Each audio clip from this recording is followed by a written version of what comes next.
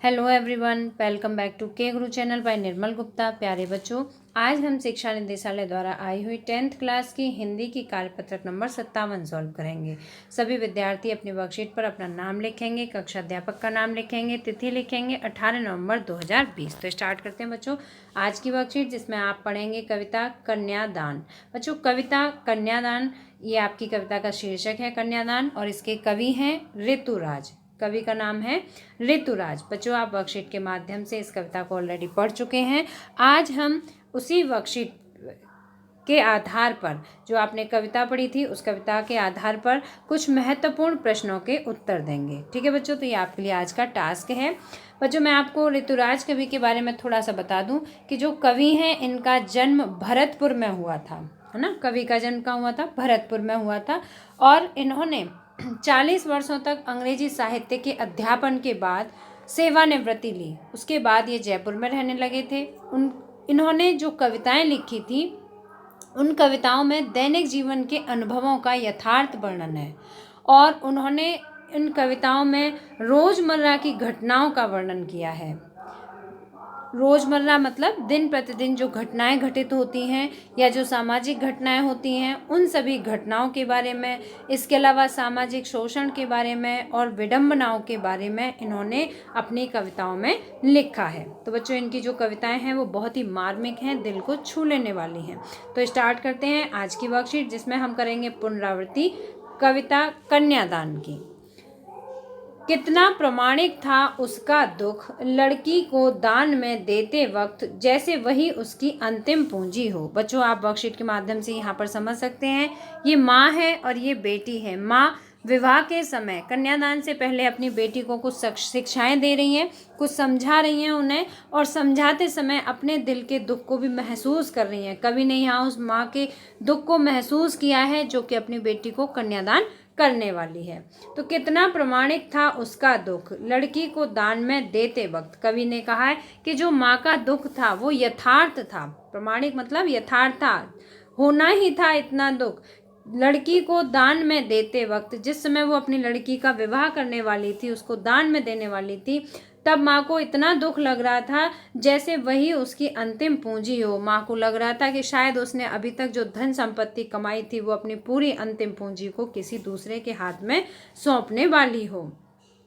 लड़की अभी सयानी नहीं थी। माँ का सोचना था कि जो बेटी है वो अभी सयानी नहीं हुई थी। सयानी मतलब बहुत चतुर चालाक नहीं हुई थी, अभी इतनी भोली और सरल थी। वह स्वभाव से बहुत ही सरल थी कि उसे सुख का आभास तो होता था लेकिन दुख बांचना नहीं आता था। मतलब उसने अपने मायके के सुखों को महसूस किया था, तो उसे सुखों का आभास तो होता था, उसे पता था कि ये सुख है, लेकिन उसने कभी दुखों को नहीं देखा था, तो उसे दुख बांचने नहीं आते थे। दुख बांचने मतलब उसे ये नहीं पता था कि इन सुखों के अलावा इसका दूसरा पक्ष भी होता है, जिसमें कि दुखों को महसूस करना होता है, दुखों को झेलना पड़ता है। पाठिका थी वह धुंधले प्रकाश की, कुछ तुकों और कुछ लयबद्ध पंक्तियों की। माँ ने कहा पानी में झांककर अपने चेहरे पर मत रीझना। पाठिका थी वह धुंधले प्रकाश की। धुंधले प्रकाश का मतलब है समाज का दूसरा पक्ष। समाज का दूसरा पक्ष जिसमें कि जो दुख हैं वो बहुत ही धुंधले रूप में दिखाई देते हैं।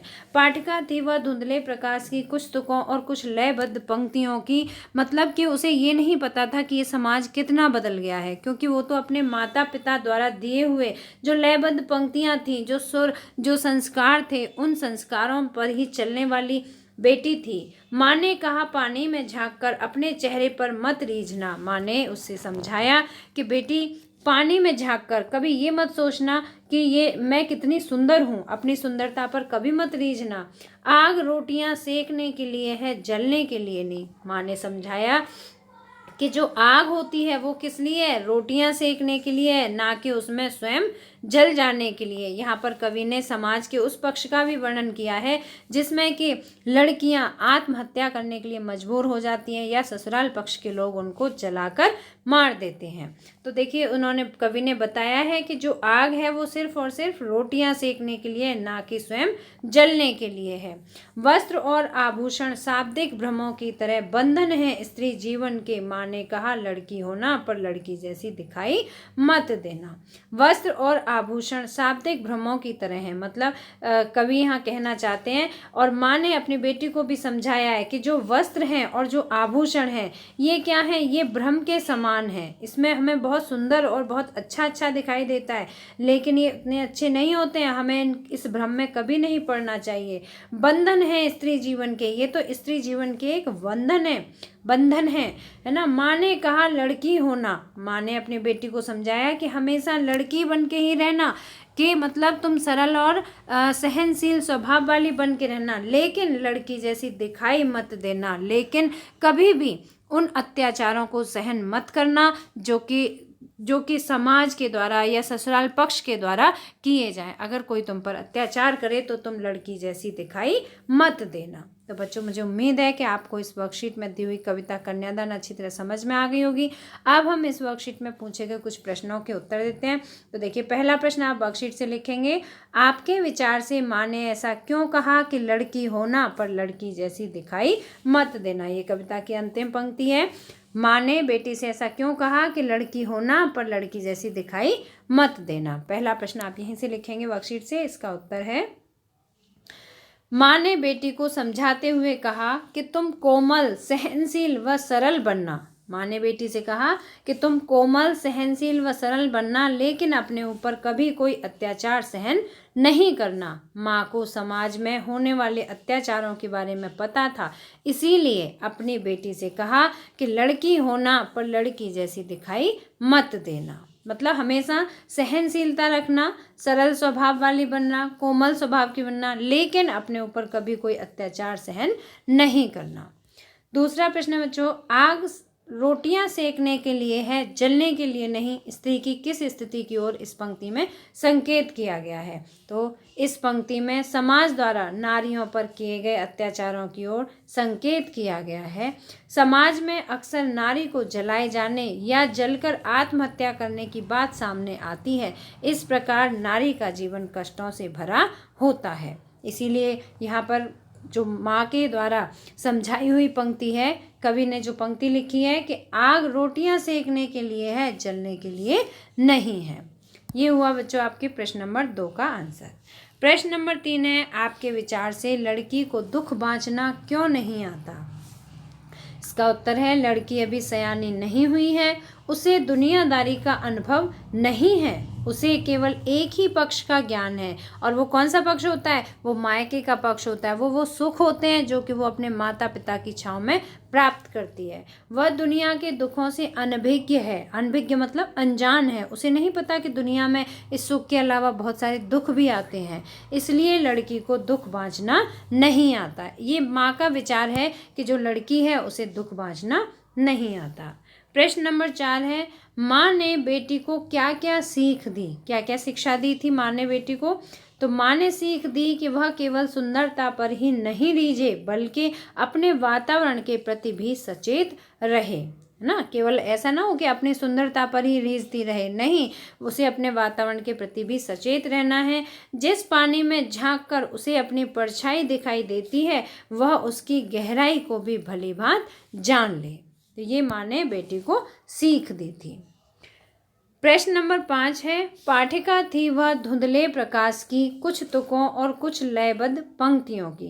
तो ये जो पंक्ति है इसका भावार्थ लिखना है। तो इसका आंसर है बच्चों, बेटी अपने माता पिता द्वारा दिए गए संस्कारों की राह पर चलती है। वह नहीं जानती है कि समाज कितना बदल गया है। वह तो अज्ञान और धुंधले प्रकाश में जीवन की कुछ लयबद्ध पंक्तियों की पाठिका है, जो चुपचाप उन्हीं को पढ़ती रहती है। तो ये है बच्चों आपकी वर्कशीट में पूछे गए सभी 5 प्रश्नों के आंसर। इसके बाद एक गतिविधि भी दी गई है। तो देखिए, गतिविधि है, आज के समय में उम्र के अतिरिक्त लड़की को कब विवाह योग्य माना जाना चाहिए? कल्पना कीजिए या बड़ों से चर्चा करके लिखिए। तो बच्चों, कब उसे विवाह योग्य माना जाना चाहिए? जब माना जाना चाहिए जब वह समझदार हो जाए, है ना, समझदार हो जाए। आप अपने आप लिखेंगे, इसमें मैं कुछ शब्द लिख दे रही हूँ। जब वो समझदार, सयानी, है ना, सयानी व दुनियादारी